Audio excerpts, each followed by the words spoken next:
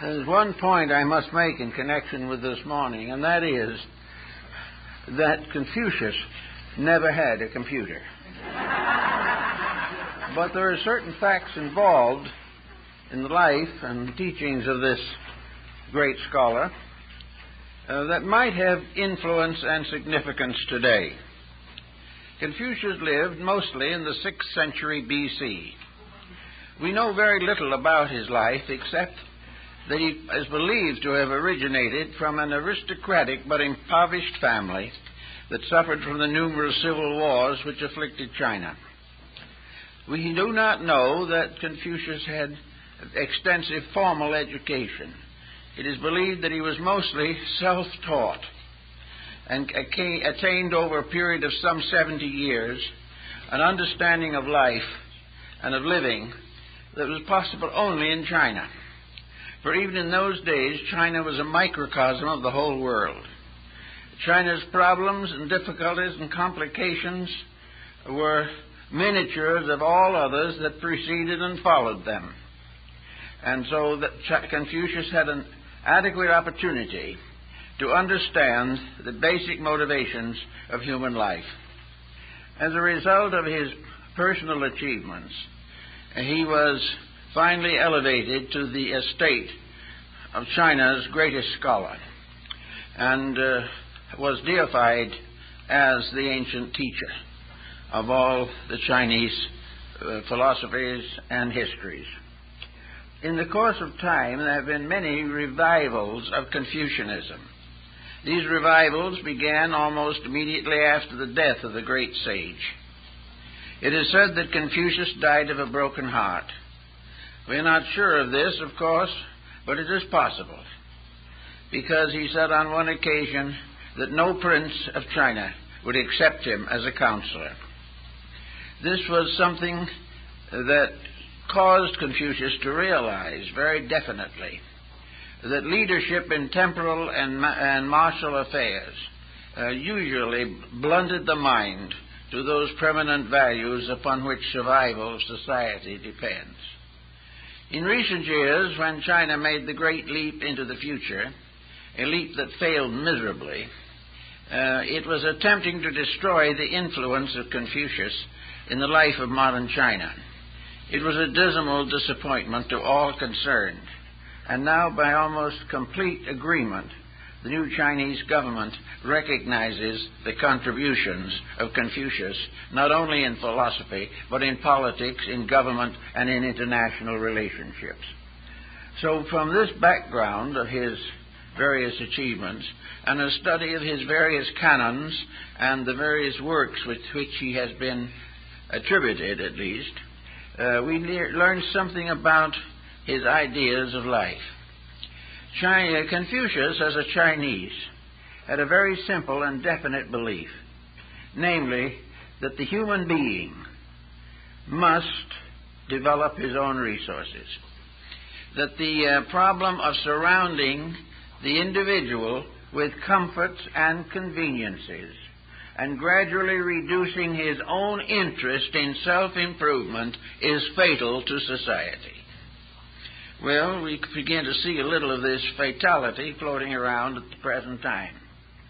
The individual who lives to do as little as he can and depend upon conveniences for most of the necessities of his life becomes indolent in his own nature, indifferent to his own real needs, and contributes little or nothing to the advancement of his society. This was so basically Confucian that I think we can use some examples out of our own historical background to point up some of the conditions he refers to. The 20th century has been so far the great century of conveniences. The individual has gradually leaned more and more heavily upon society and has leaned very little on his own backbone. Today, we are completely dominated by the comforts which are produced by a decadent society.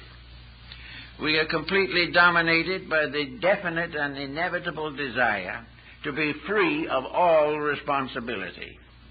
We want to do as we please, when we please. And the idea of cooperation for a common good has become as dim now as it was in China 2,600 years ago. The same attitudes prevailed. The same problems were faced. And the human being always succumbed to the advantage of innovation and convenience. So in the Confucian Code, we could start, for example, with the result of labor-saving devices. Now, most of these devices are essentially good, but nearly always they are destroyed by cupidity or arrogance or extravagance. They are no longer permitted to function as they might have for the general convenience of society. Near the turn of the century, we got the first great convenience, and that is the automobile. Now, no one will say that the automobile basically is bad. And we know that Henry Ford's original Model T, which was a very inexpensive form of locomotion, did open a large world of possibilities. It gave the society an opportunity to have adequate means of navigation on the land surface of the earth. But what happened from the time of the Model T of Henry Ford to the Rolls-Royce of today, a $160,000 car? There's a great interval of waste, extravagance, a great interval of unnecessary responsibility, an impoverishment of natural resources, an increasing disdain for the proper use of energy and time. That the Ford car and those that came afterwards did help was certain, but the individual societies into which they came forth abused them until they have become a problem for all of us. A problem of freeways so blocked that it's almost impossible to travel them. In the recent earthquake in Mexico, it was impossible to get the fire department and the ambulances through the car pressure and confusion. Everywhere, the overdoing of things has resulted in air pollution, water pollution, and the definite waste of natural resources, and an incredible waste of human time, especially when you realize that in the traffic today of employment, cars going on the freeways every morning and evening, the average car has only one passenger. Now, Confucius would have said, if you must do it, get together and do it together. Otherwise it is a complete waste and loss. Why do we not do it together? Well, one reason may be that one group wants it 10 minutes earlier than the other. One wants to go 4 blocks in one direction, the other 1 block in another direction. And so the inability to organize this basic means of transportation has led to many, many difficulties, to say nothing of its application to warfare and its facility in contributing to crime. Now, the use of the car was important. The abuse of it is human nature setting in upon one of its own devices and brutally abusing it. This is what Confucius would declare to represent the lack or failure of the individual to prepare his own inner life for the commodities which he invents or arranges. If the individual was intelligent, every discovery would be useful. But when most persons are not interested in improvement, but are interested only in convenience, it is not long before things are out of hand. And it is also pathetic to realize that humanity is willing to spend a large part of its financial resource on convenience rather than on need, necessity, or practical usage. So Confucius did not have a computer, but he realized in his own day one simple point. The superior man when anything is added to him, will use it wisely. The inferior man will take every commodity and become dissipated about it. He will forget values, he will think only of personal comforts, and he is perfectly willing to wreck the future for the fulfillment of his present desires and appetites. Confucius said this isn't good, and the 2,600 years since Confucius hasn't made it any better. We are still in the same problem, that the individual has the ingeniousness to invent, but not the character necessary to use what he invents. The Chinese themselves invented gunpowder, and they used it for funerals and weddings. Well, that's a comparatively harmless usage. I've been in Canton when a marriage procession crosses a funeral procession and the fireworks going both ways.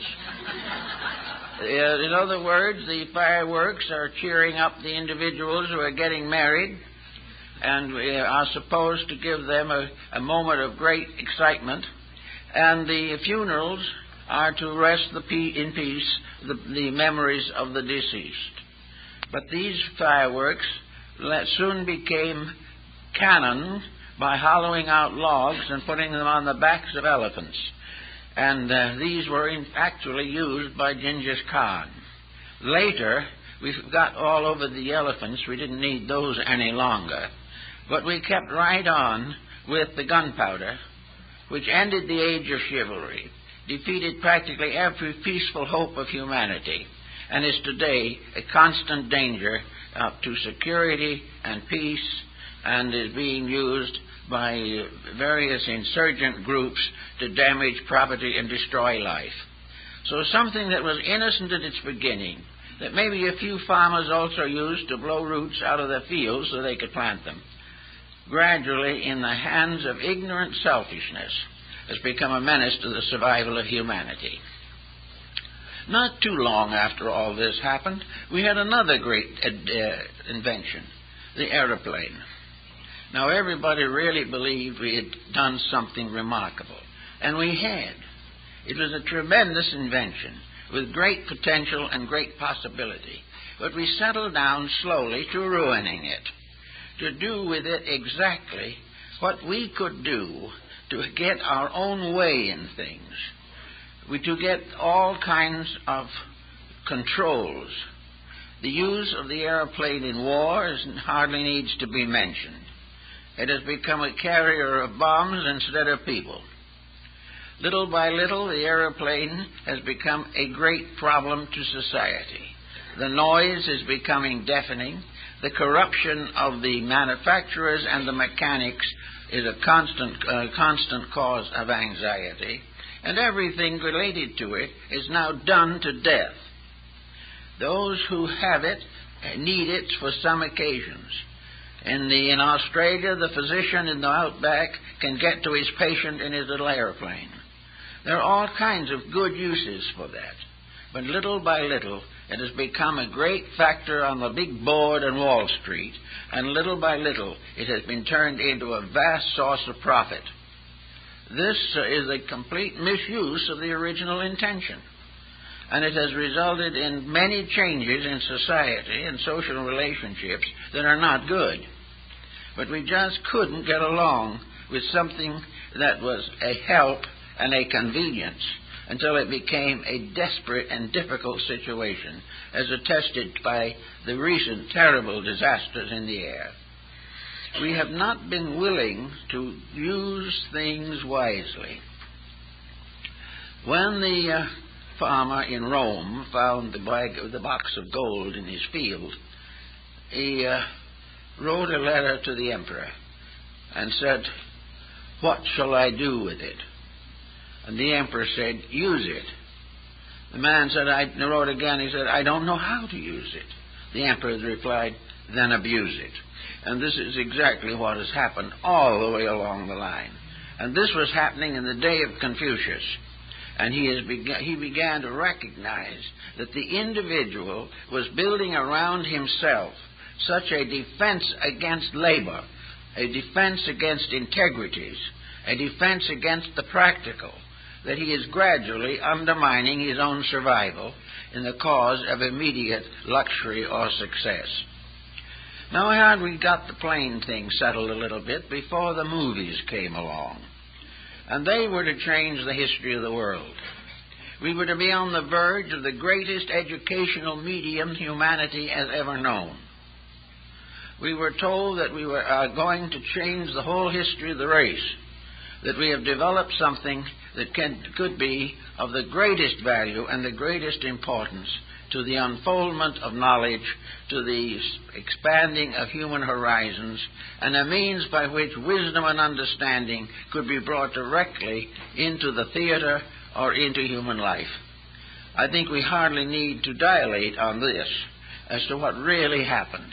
A comparatively simple and inexpensive medium, which was really a kind of home industry for a long time, gradually bludgeoned into something that is so terrific that no one can stand the weight of the tremendous power this thing has to destroy peace of mind, represent the basis of international understandings, and destroy the interest of the individual in doing thinking for himself. Most of all, it was to sit all the time watching something instead of trying to perfect or unfold the nature with which we have been endowed. Well, the motion picture got into many difficulties, especially after the Hayes office was broken up. But it finally came to television to really bring the whole thing directly to us. Here was another great invention that was to bring marvelous wealth of insights and understanding to humanity. And we all know what happened. That for the most part, it has gradually been exploited into nothing but a visual form of entertainment and a waste of time. So all these great inventions are similar to the story of Muhammad, who on one occasion said of a great discovery that had been made, that the mountain had given birth to a mouse. The things that we thought were going to do great and wonderful things were no good because we abused them. They could have been wonderful, but just we wouldn't let them be wonderful. We would not allow anything to happen for the good of all concerned. And so we are not only deluged with miscellaneous entertainment, but the whole media has been so corrupted by commercialism that mostly the ads are more interesting than the major features. So we go on. And then the last one. We come to the splitting of the atom.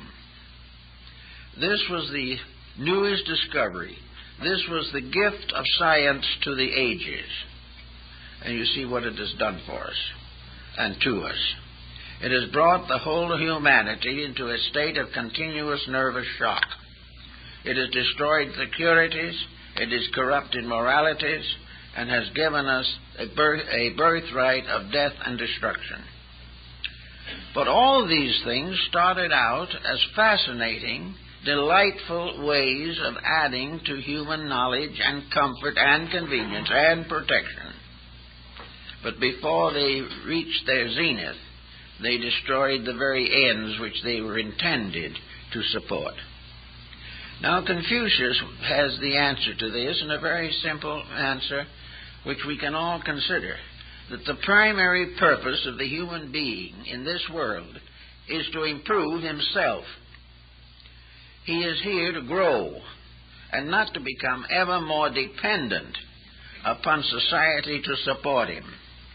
He is here to learn to stand on his own feet, think his own thoughts, defend his own principles, and unite with others for the advancement of the common good.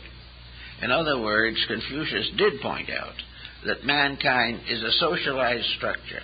The human being is a creature who needs companionship, needs association, and needs insights and courage and character to carry on the unfoldment of his own life. Little by little, the things we have surrounded ourselves with have destroyed the interest of the individual in his own self-improvement.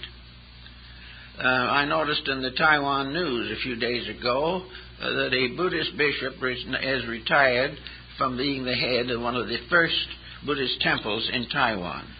He was subject to some criticism, however, because he was introducing computers into the temple.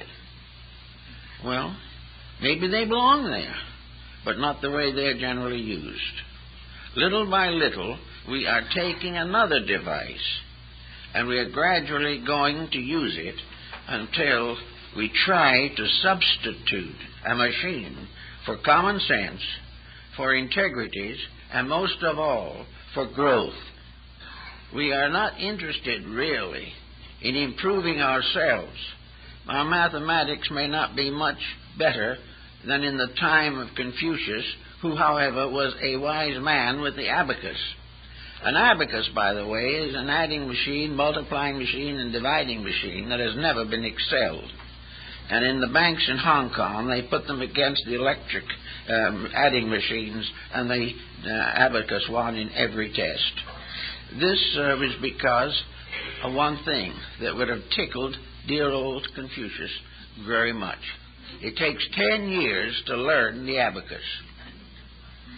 Now, in other words, by the time you learn the abacus, you had some self-discipline, you have gained certain intelligence, you have learned principles and facts that make it possible for you to operate this little device very beautifully.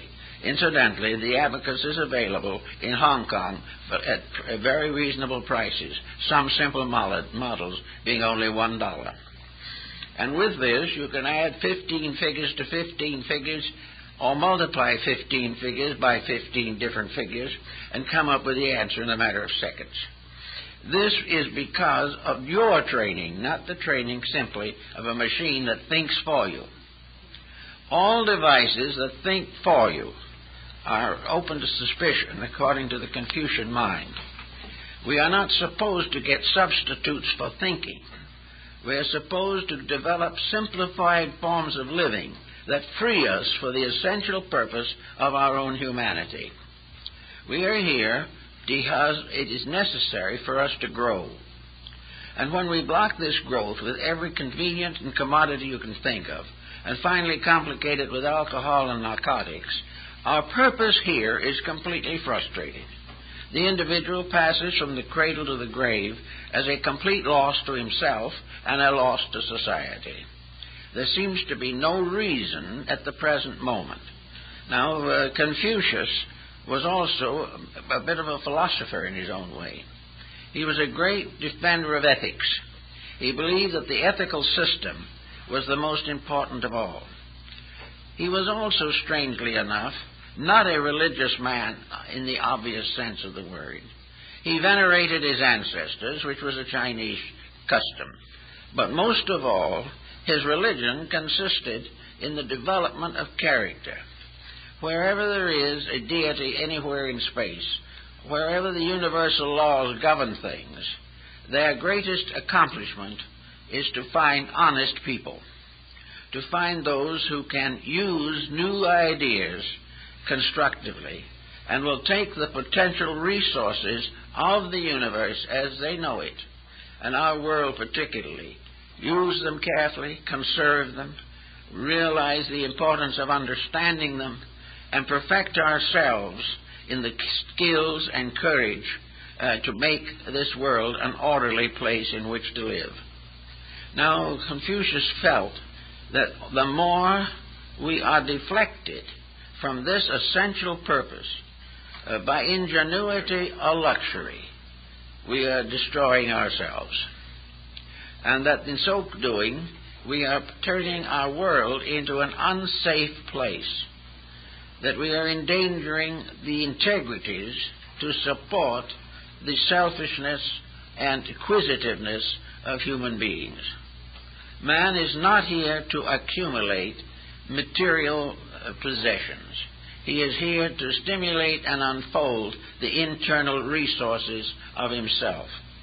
Therefore, the ideal of Confucius is set in the concept of the superior man. Now, what is a superior person?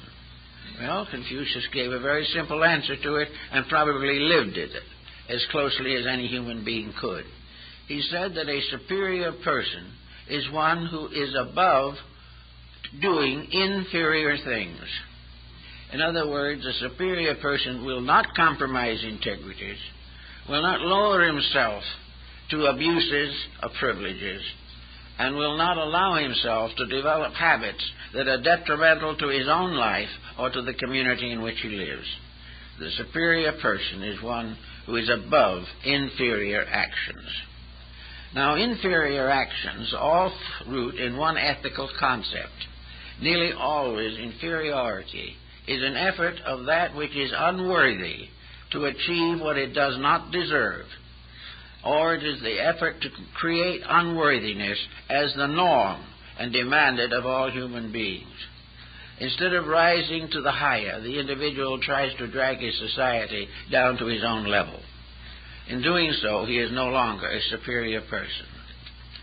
Confucius also pointed out that the superior person finds it important and valuable to simplify his life. A complicated life is a wasted life in most cases. Unless these complications are extraordinary dedications, complication is merely a waste of energy, a waste of time, and a loss of the opportunities, privileges of human existence. So Confucius believed in being simple on the outside and thoughtful on the inside. He believed that the individual's primary need in life was to so simplify his conduct and his possessions that he had time enough to grow, and that growth was improvement, and growth was the acceptance of learning of some kind that was valuable. Now, Confucius recognized two forms of learning, secular and that which is superior to the secular. He recognized the fact that some learning must be used to give us a livelihood in this world. He was fully aware of the need of the apprenticeship system. He knew that young people had to be educated to carry on the problems of daily living.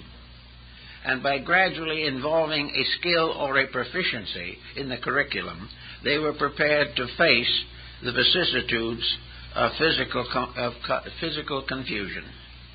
But Confucius said there was another level also on this particular problem, and that is the preparation that education must bestow to prepare the individual to correct the inferiorities and infirmities of his own nature. Half of education helps to make him a living and a profession or a trade. The other half of education must be dedicated to the release of the highest possible powers within the individual. Even in his day, Confucius realized that the examinations of the classics held in China, in Peking and Xi'an, that these examinations were more or less intellectual.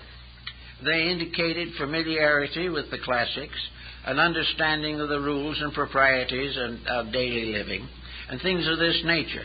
But Confucius found them deficient in a great many points of importance.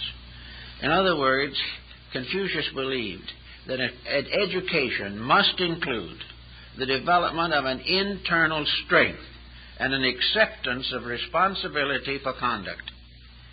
The individual who does something must be able to stand the consequences of his own action. If he decides to commit a crime, he must be willing to face the punishment. If he is not able to integrate his own personality, he will live below the level of the superior man. The superior man in the Confucian conduct is so simplified within himself that there is no place in his life for grudges, no place for antagonisms and intolerances, no place for orthodox fanaticisms, no place for any negative action, anger, hate, fear. These are the attributes of an inferior person, because an inferior person does not understand why these negative situations are in existence or necessary. And he doesn't realize that they are necessary only because he has created them. So the Confucian must become what we might say a gentleman. And there is no doubt in the world that in the Chinese code, whoever was a Mrs. Confucius had the same responsibilities. In the Chinese philosophy of life, the responsibilities of the family were divided among all generations that existed together. He did not consider the fact that the head of the family had to have a dogmatic or critical or cruel code of conduct, because he was one of the first to point out that whatever we do to others should be the same that we would have them do to us.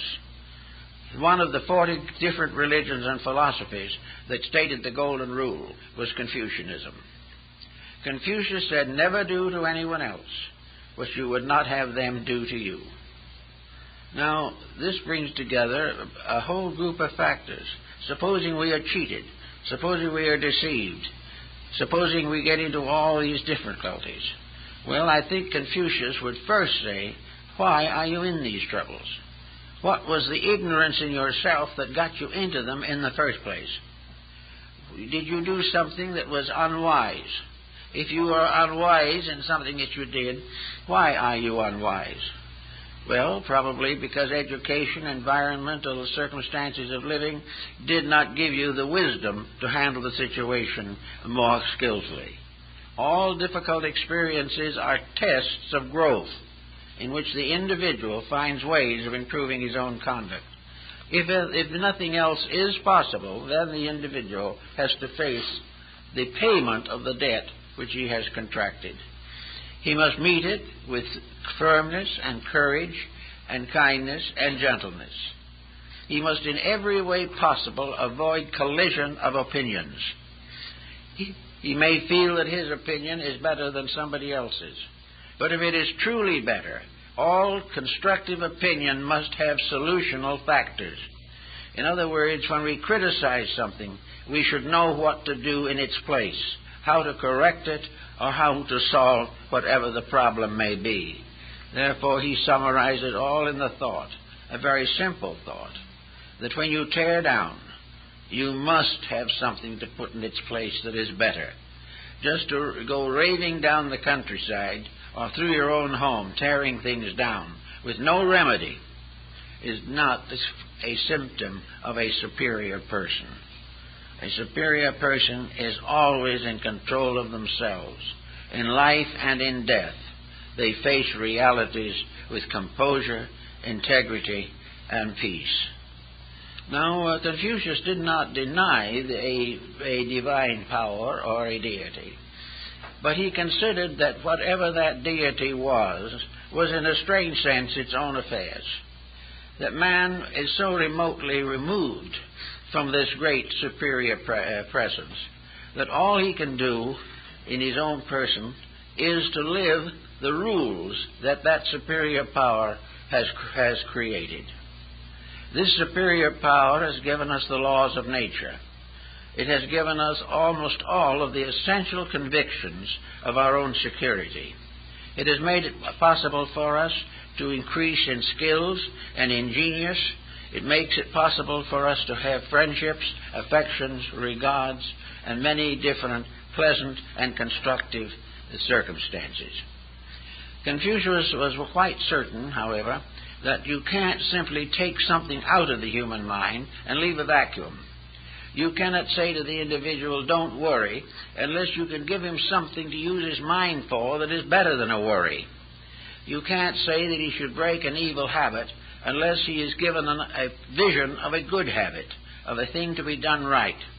We don't tear down unless we can rebuild. And Confucius was very much of that mind. Therefore, that the superior person is constantly seeking to find constructive solutions to mysteries, to situations that are difficult, or to find the common sense in those things which appear to be accidents of nature. Confucius was therefore also given to literature. He believes that the quietude and peace of the superior man is sustained partly by an inner contentment. That there is food for the body, he admits.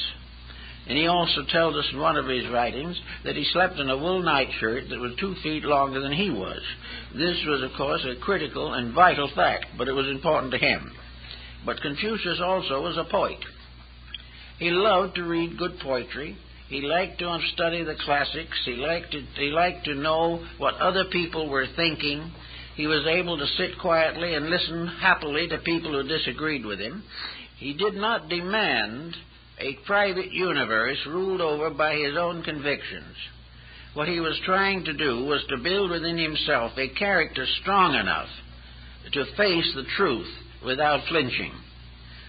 And when he found or came very close to being in that condition, he discovered that when you face the truth, there is really no need to flinch. It is not something desperate and difficult. It is simply something the individual has ignored in order to live less than he needed to live. The better life is not something that is of great hardship upon character or time or energy. It is really the simplification of all things. What, of course, if you simplify the life of the average person today and take away from him everything he doesn't need, there's not really much left for him. He is practically bankrupt as far as values are concerned. The only thing that is keeping him alive is his own mistake, whatever it may be. He is struggling from one day to another through the difficulties he has set up for himself. Well, in some cases it seems impossible for it to be otherwise. He's not going to get rid of the difficulties always, because the difficulties arise around him as well as within him. But the way he reacts to difficulty is always a private property of his own. He is able to do that which he is strong enough and wise enough to do. And the ethical side of his life was to Confucius a balance of philosophy and common sense. Of all the philosophers of antiquity, he was probably the most realistic. He was the one who was not given to strange visions or distant beliefs. He believed in a world in which there was work to do, and somebody had to do it. And unless people began to do the work better, the world was going to get worse. Now, he was more or less justified, because in the 2,600 years since he was with us, the world has been in pretty poor shape most of the time. In other words, as one wise person remarked, history as we know it is very largely a long, drawn-out story of human failure. The good things were minimized. The truly great people were martyred, forgotten, or ridiculed. And the world went right along making the same mistakes from the time it first threw a rock at someone until the day when he now wants to throw a rocket at them. It's the same thing. We haven't gotten down to facts. And yet within the human being, there are powers that are great enough to solve these problems. The human being who could invent a computer could also have an understanding of its proper use. As long as he can see the computer as an instrument of public service is one thing. But the moment this instrument passes its skills and its mechanical advantages to the unenlightened and the uninformed, to the honorable and the dishonorable, the computer begins to react savagely upon its own inventors. It permits a more convenient way of being wrong.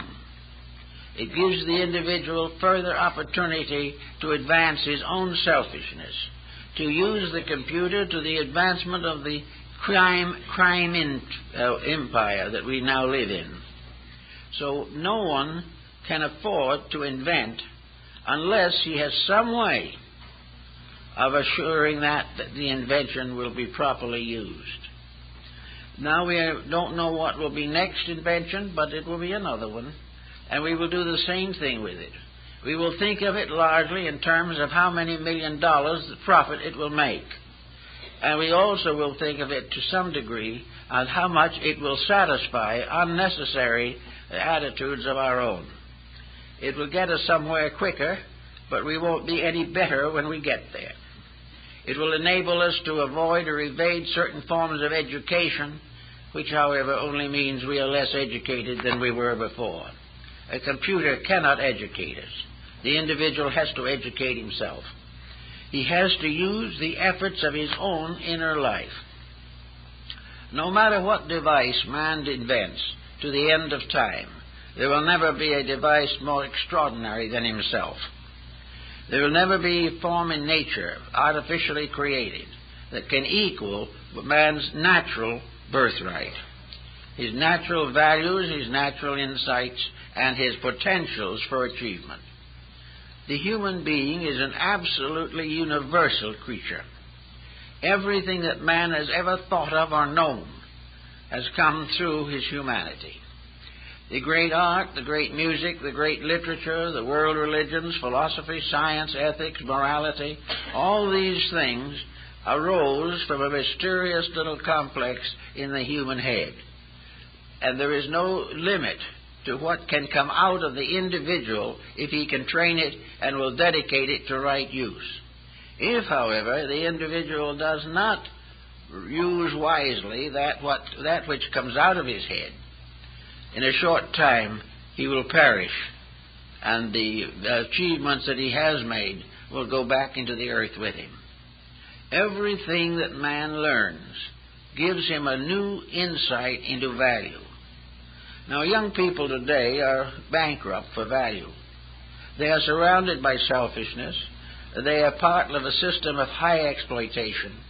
And every direction that the individual looks, there is some kind of corruption or shortcoming.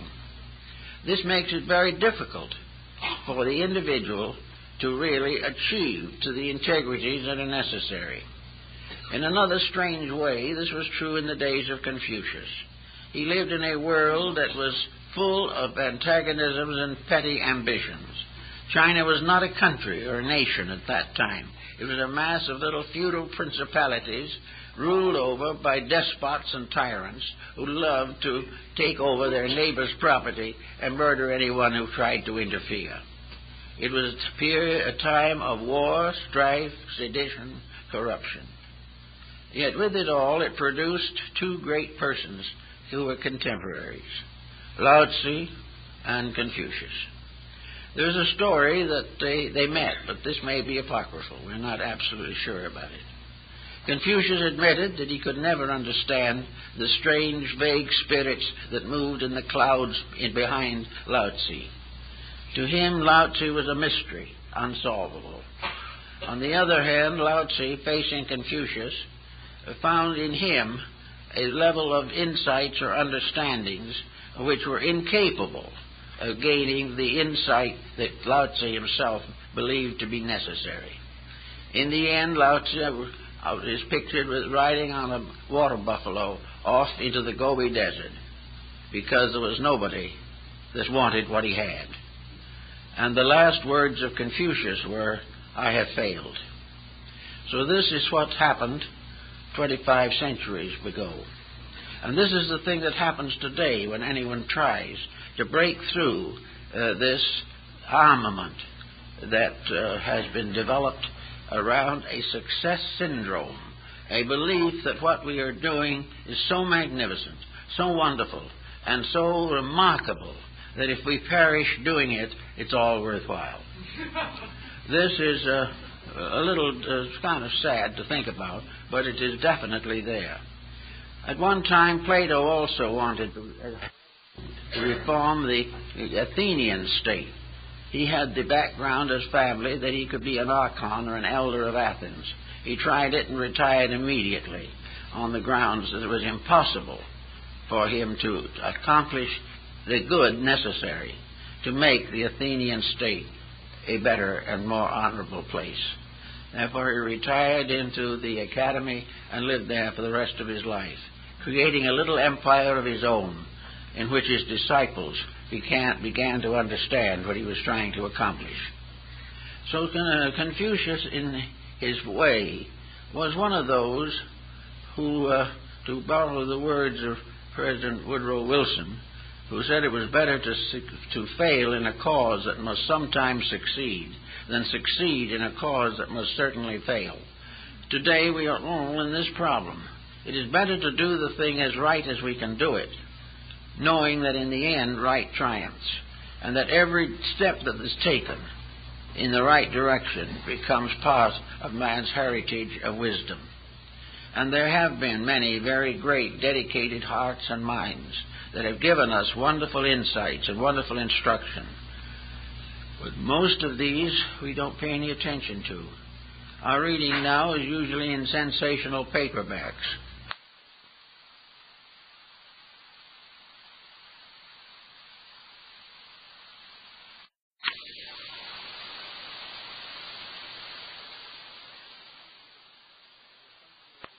It is punctuated here and there by a new idea. Some of those ideas are good and some only complicate the situation.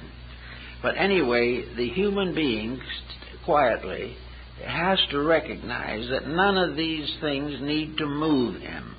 He does not need to be wrong because being wrong is fashionable. He doesn't need to remain ignorant because wisdom looks like a responsibility. He does not need to neglect his inner life in the desperate effort to become physically opulent and successful. How we got the way we have is difficult to imagine because the truth of the thing is so obvious.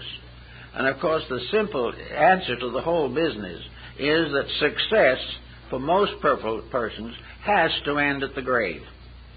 All the things we have piled up here, we simply leave to our relatives or our descendants to haggle over. We cannot take with us anything except, if something, what we have achieved internally. We are supposed by nature to leave this world a little wiser and a little better than when we came in. If this is a failure, if we do not know more on our deathbed than we did in the cradle, then we have failed. And that is the problem. In fact, it's worse, because when we were children, we only knew or were only ignorant, simple ignorance. Whereas as we get older, to follow the Confucian adage, we come to the time when we know not, and know not that we know not. Instead of being simply ignorant, we become compoundly ignorant. That is, we have reached the point where we not only do not know the truth, but have accepted so many things that are untrue that it's almost impossible to extricate our mind from the dilemma. So actually, the problem of making something out of life is not as difficult, dangerous, or terrible as we might think. It is simply a matter of building internal value. Now, at the beginning, it will probably be a bit sketchy. We're not going to start in by being stupendously enlightened. But we are going to gradually begin to recognize, as Buddha did, that the first step is difficult. But if you take it wisely, it justifies all the other steps. The first step is the difficult one, because it means that we step from a condition of compound ignorance to the beginning of a search for wisdom. In the first step, we may fall on our face. Quite possible, because we don't know where we're going. But first step is dedication. It is a determination to be better. It tells us firmly that we are not living our own potential. The first step is to realize that there is something better inside of us than we have ever permitted to come out on the outside. That there is more inside of us than we'll ever find on the outside. And that the treasures of the inner life have an endurance, whereas the treasures of the outer life, if they are physical, will be taxed to death, and if they are not physical and taxable, we must leave them at the grave. So all these different problems brought out the concept that Confucius had of what might be termed a good average person.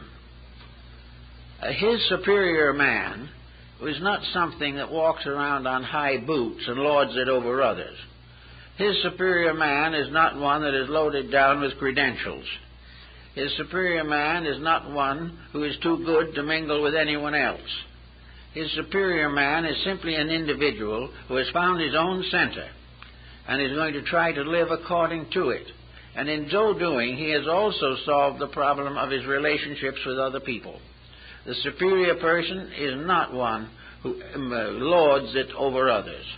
He is the most humble and simple of all people, because he has a depth of values which enable him to understand the mistakes of everyone except himself. Though his own mistakes he has to struggle through, but these mistakes of others he can philosophize upon with considerable ability and with constructive results. Confucius, not having had a computer to work with, we now find what is happening. It used to be that we taught children the 3 R's: reading, writing, and arithmetic. In those days we spelled arithmetic with an R. These simple facts were very awesome when you started out. The multiplication table looked desperate at first, but it gradually took common shape, and first you know we were able to add up grocery bills with comparative convenience. Little by little, education taught us things. It taught us to learn certain things. And education in contact with other people brought out certain points that were valuable. But now, if we allow computerization to do our thinking for us, to enable us to solve all the problems of higher mathematics, for instance, because we know nothing about them ourselves, but the computer can give us the answers, we are going to have a new kind of ignorance, an ignorance based upon the misbelief that a mechanical device can think and has proper moral integrities. The problem of the computer will be its lack of morals, and without its morals it can be an instrument of destruction. We are already overtaxing the values of it. Already we are obsoleting model after model and selling them off for 10% of what they cost. Anything for a quick profit. There's no really a quick profit in the computer than any other factor. All values have to be slowly and carefully earned. The individual has to feel the weight of responsibility to grow, to mature his values, and to become a thoughtful person. In other words, as Confucius would put it, he had to put an iron control upon himself. Now, at first, a control seems a terrible thing to the individual who's never had any. It's like trying to break in a horse. The horse is going to be very difficult at first, and the individual's inner life, his mind and emotions, are an unbridled horse, which he has been feeding for a long time and patting occasionally, but has done nothing to discipline or prepare for useful futures.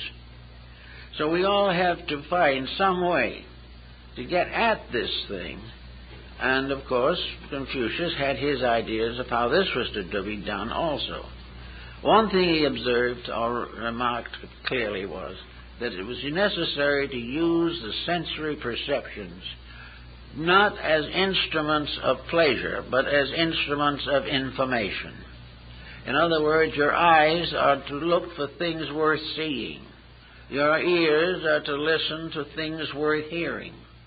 But if you use your eyes only to amuse yourself, or you use your hearing only to listen to rock music, you're liable to have difficulties. All these sensory perceptions must be used constructively to tell us things. They must tell us when we make a mistake. They must tell us when we have overdone something or neglected something. These faculties are there to make bridges between our own minds and the natural world around us, which has principles and truths that we need to understand. So we simply use these faculties not to surfeit them, not to indulge them, not to fall into a sort of intoxication of the mind, but to strip it of its superficial addictions and like it into a very definite program of purposed growth. This we have to do, or else we will go out of this world as we came in. And that is really too bad, because and according to Buddhist philosophy, it merely means we come back with a heavier load of karma than we should. We should be paying karma, not making it. We should be getting over the sins of the past rather than trying to carry them joyously into the sins of the future. We need to understand life. Now, Confucius was not a dour character.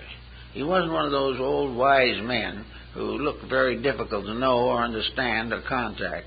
He apparently had a wonderful sense of humor. And he was also given to divination and things like that. He wrote an elaborate commentary on the I Ching, which was one of the best that was ever written, and is still included in most of the Chinese texts. He was interested in everything. And he also had a realization that the sciences were instruments of divination. Even reading, writing, and arithmetic have a magic in them. The magic of what they do to the mind, helping to strengthen it and develop it. The individual who does not care about developing the mind is going to have sickness, he's going to have broken homes, he's going to lose his job, or stay on a very mediocre level as long as he lives. And now in Switzerland, for example, the Tibetan people who have been thrown or cast out of Tibet, or have escaped as best they could, are now fitting themselves into the life of Switzerland and are doing an extraordinary job of it. The young Tibetan children are now attending Swiss schools. And according to records published recently, most of those Tibetan children, although they came from another land and have had to learn a language, most of those children are at the head of their classes at this time. Why? Because their ancestry taught them that to learn is a privilege. Their background warned them of the importance of developing disciplines and strengths and to adjust to realities and to prepare to live in a constructive manner in a strange world far from the one they've left behind. It was simply a matter of these young people having brought from Tibet with them an integrity which has not yet been destroyed, an integrity which makes a reason for what they're doing. They are grateful for the chance of learning. Most of our people have a tendency to resent the responsibilities of learning. To them it is a bondage, and many of them feel that is justified because the type of learning they're getting is not what they want. Well, there are two sides to that coin. One is that they're probably right in many of their conclusions. They're not getting the education that they should get. But on the other hand, they are getting an education such as it is, much of which they need, regardless of its ineffectiveness. To reject the education we have does not mean that they have found a better one, and there's where the problem is. It means simply that they renounce education per se. They just walk out of school and become dropouts. If some of them are geniuses, they will win anyway, because you can't stop the mind that has already begun to think. But for most cases, they have damaged themselves. Whereas if they'd had at least a good grammar school and high school education, they would have trained the mind into some kind of discipline, if it was only memory. They have put some responsibility upon their own thinking. They've had to give up a few foolish notions in a desperate effort to make an education support them. This is something. It is not perfect. It's not right. But it is what we have.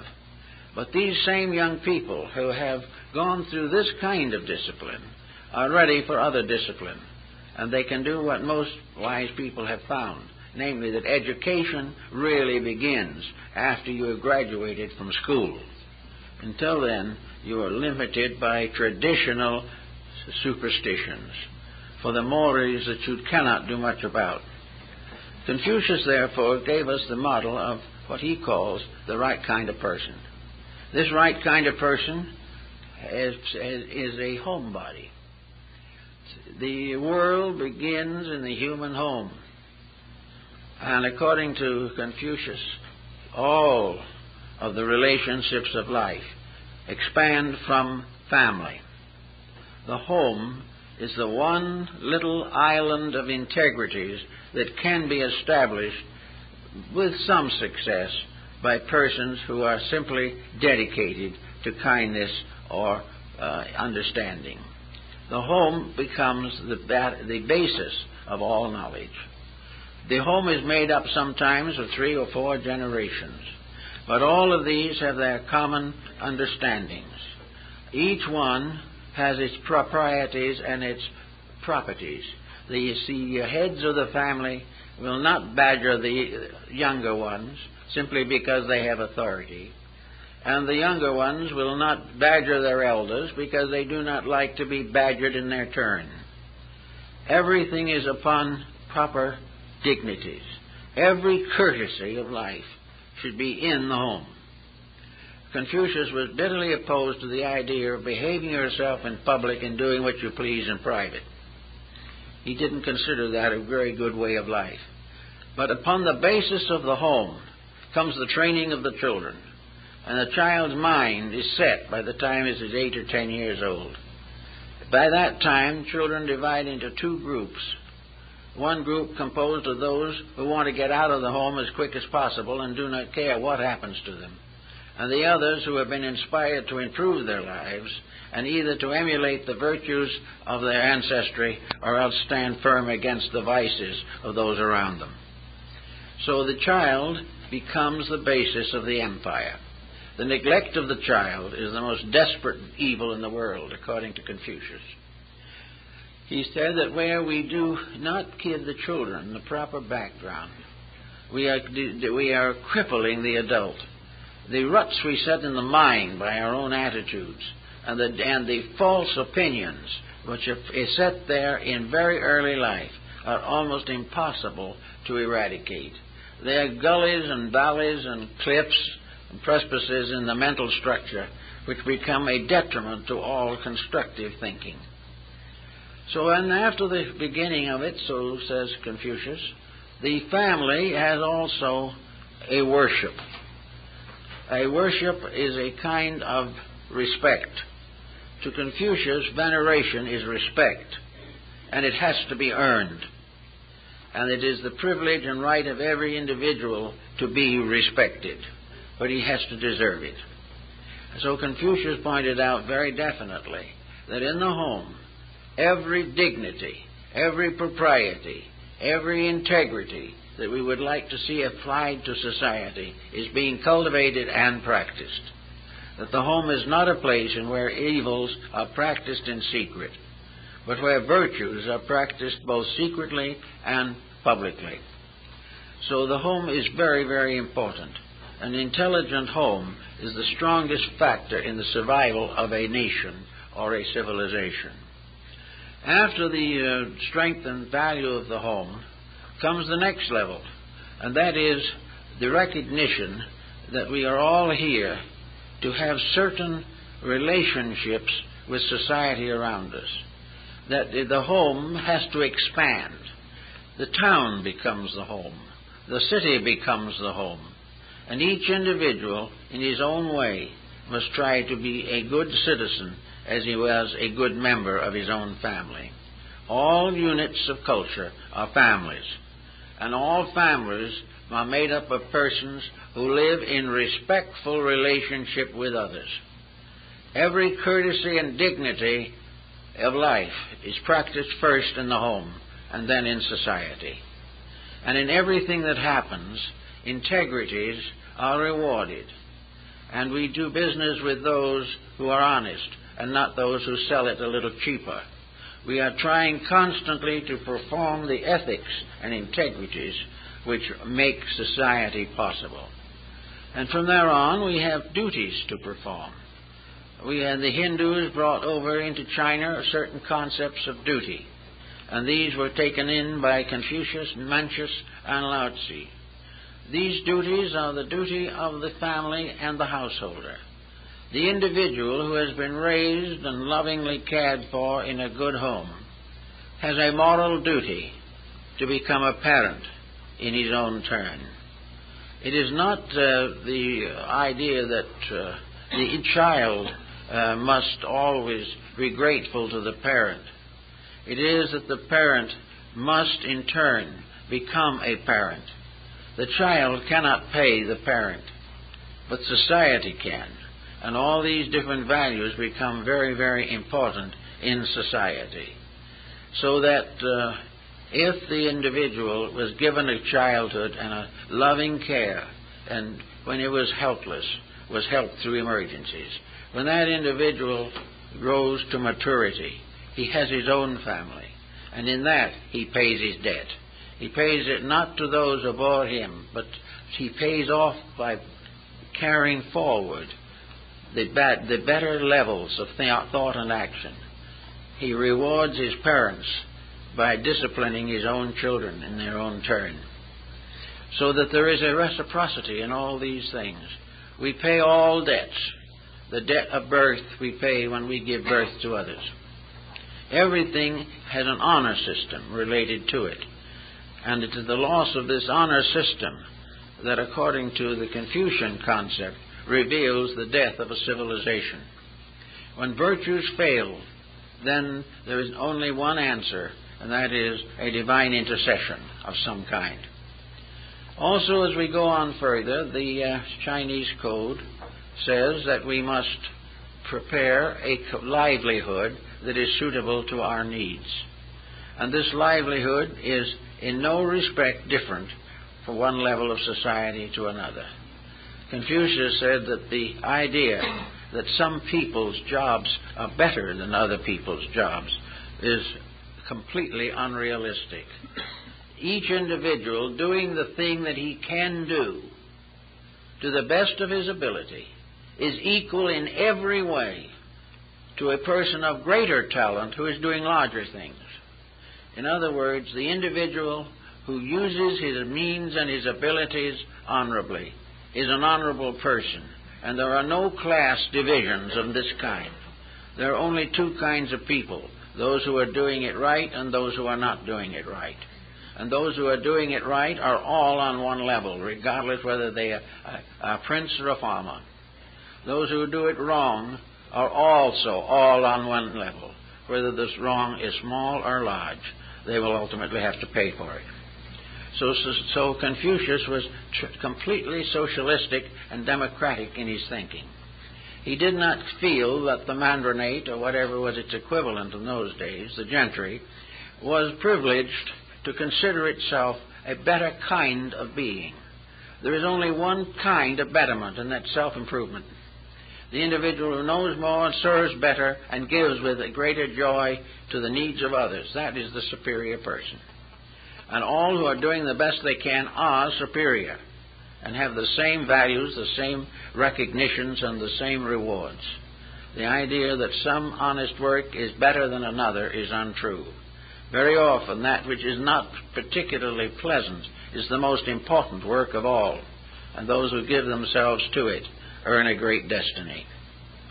After they went on a little further, then does come the question as to what to believe. Well, how are we going to judge or believe the world around us, or what we might term the world within us? Confucius, of course, joined with many of the other ancient peoples of the world in a kind of ancestor worship. Now, we consider this completely unreasonable and worthless, perhaps because most people have ancestors they don't feel like worshiping, which is not unusual in these times especially. But ancestor worship in China and in many other countries is living up to something, not down to it.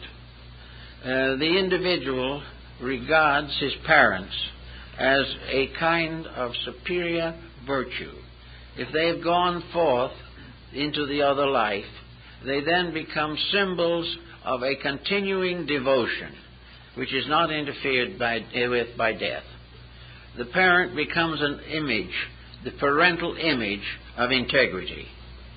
Now, the moral effect of this is quite interesting and has more values than perhaps we would first believe. A Chinese person who commits an evil action, either treason or bribery, robbery, violence, or anything of that kind, is not really just destroying his own character. He is humiliating his ancestors. He has failed them. They have given him a good life, and he has ruined it. They have given him the potential of great achievement, and he has betrayed them. And from somewhere on the other side of life, these ancestors are sad. They are broken-hearted to know that one of their descendants has committed evil.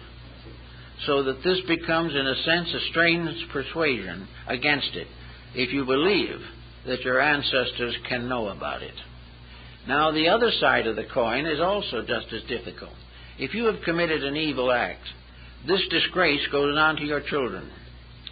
Your whole family line is deformed. It is betrayed. The children have to accept the fact that their parents were not virtuous, that they were the progeny of an inferior code of life. So the child is humiliated unto the 9th or 10th generation by the crime of this one person. And the ancestors are humiliated back to the beginning of that family. Well, with this moral suasion behind a people who believe in it, you can see why it might have quite an effect upon the integrities of life. It certainly makes the person a little slow to feel that he is disgracing all who have gone before and all who are to come, in addition to disgracing his present family and all those who understand what has happened. So that ultimately the human being who does a wrong deed is disgracing the entire human family. He has done something unworthy of the tremendous ponderance of value which has been bestowed upon him by nature.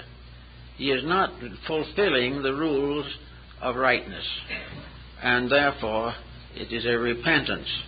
And the Chinese philosophy is very complex on this situation. Atonement is very difficult.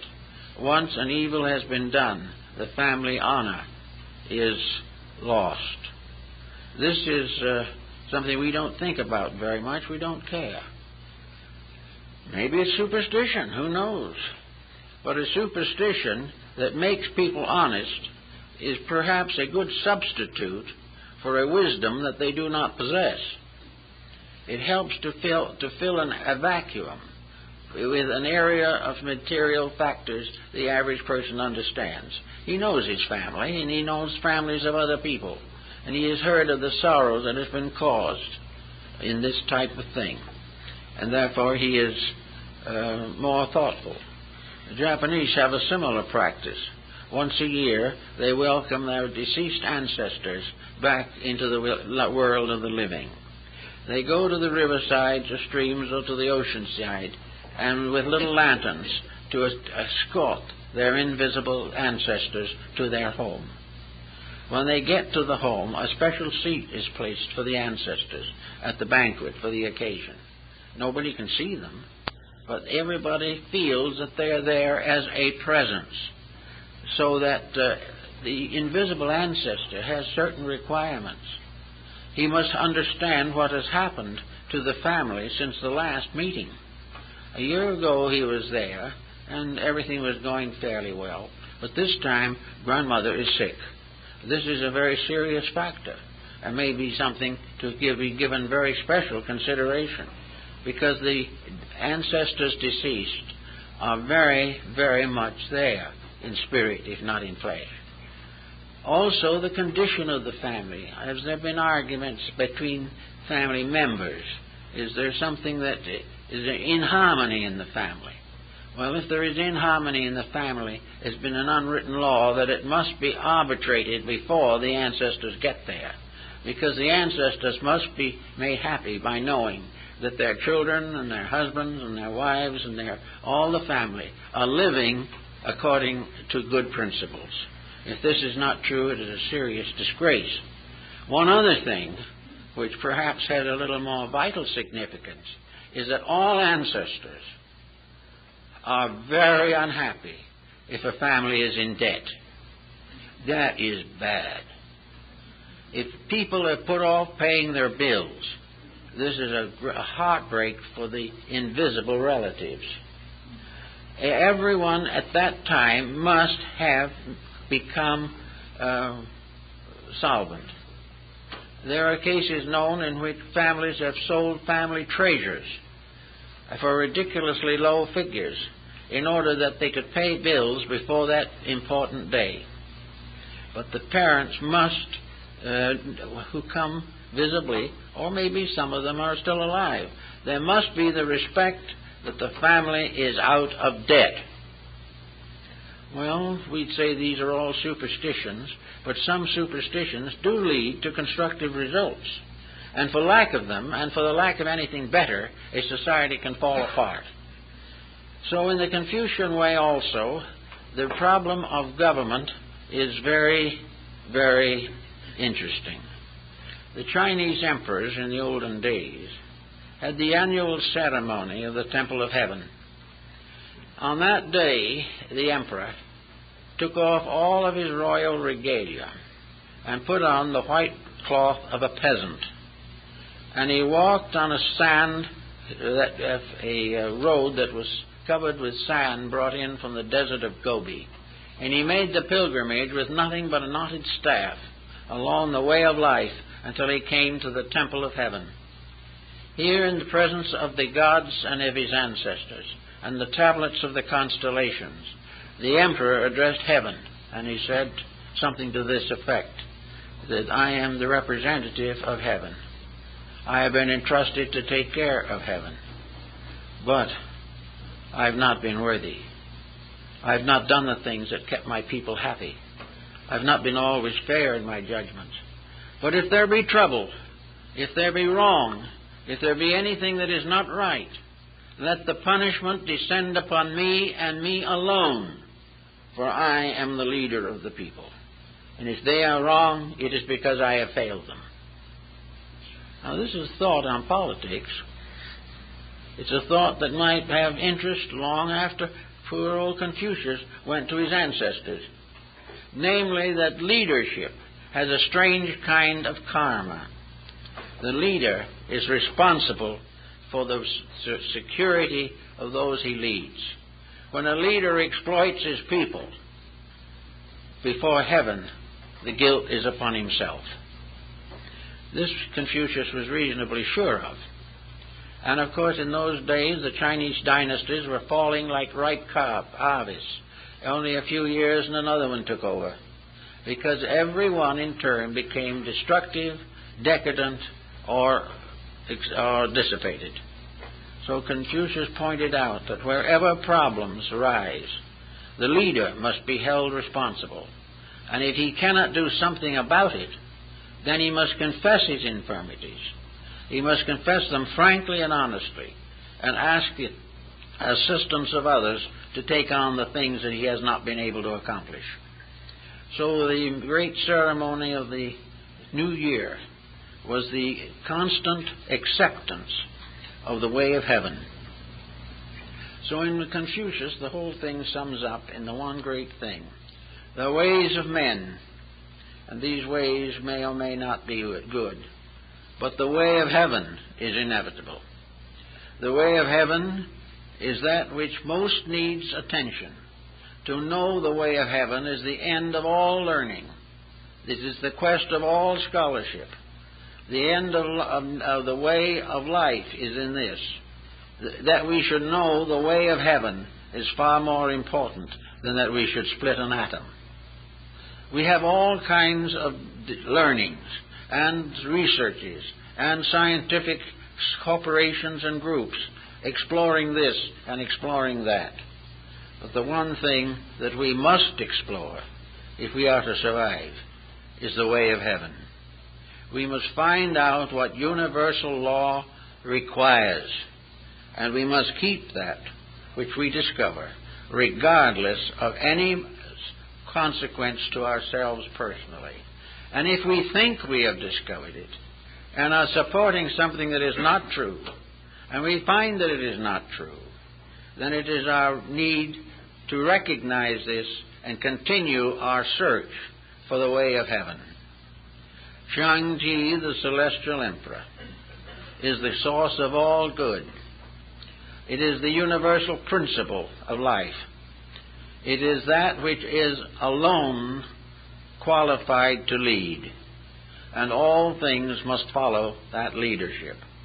Now this law, the way of heaven, is a way of peace, of happiness, of securities, of kindness and compassion. The imperial power is compassionate. It is not something forever punishing. It is more anxious to reward. It does not punish anything, but things that break the rules punish themselves, because they lose their harmonious relationship with life. The moment we break our trust with life, we come into infirmity. And this was what old Confucius taught, and I don't think right now, at least, we're going to be able to get the answer to this out of a computer. We're going to have to get it not out of instruments, but out of the living instrument in ourselves, the integrity which alone will enable us to do those things which are necessary to the survival of our people. Well, I guess that's all for today.